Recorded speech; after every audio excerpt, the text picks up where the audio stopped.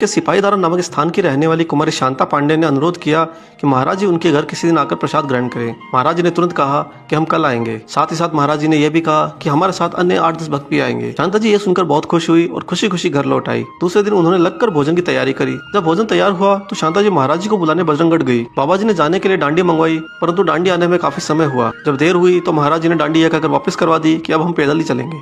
फिर जब रात होने को आई तो महाराज जी ने कह दिया हम अब नहीं चलेंगे, तू जा। रुआं से होकर शांता जी अंधेरे में किसी तरह घर पहुंची तो अभावग्रस्त गृहस्थी किसी तरह चला रहे उनके पिताजी से भी उन्हें बुरा भला सुनने को मिला।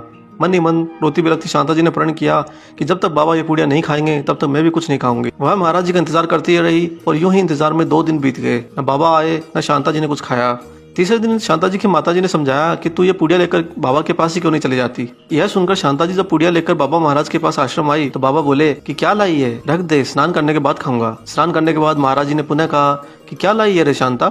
इस बार शांता जी का सब्र का पैमाना छलक उठा और वह फूट फूट कर रोने लगी और बोली कि महाराज जी आपने हाँ कहकर भी आप नहीं आए, मुझे भी आपने भूखा ही रख दिया ना।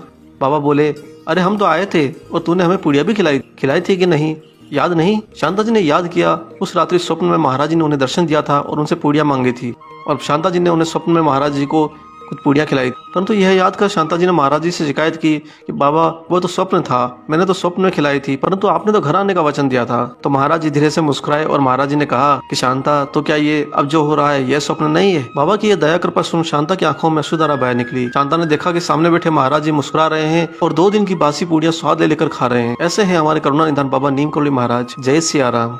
अगर आपको भक्ति में कथा अच्छी लगी है तो इस वीडियो को जरूर लाइक कीजिएगा, अपने सभी चिर परिचित और परिवारजनों में से शेयर कीजिएगा और हमारे चैनल को जरूर सब्सक्राइब कीजिएगा ताकि हमारे सभी नए वीडियो आप तक जरूर पहुंच सकें और आप महाराज की कथाओं का आनंद ले सकें। जय सिया राम।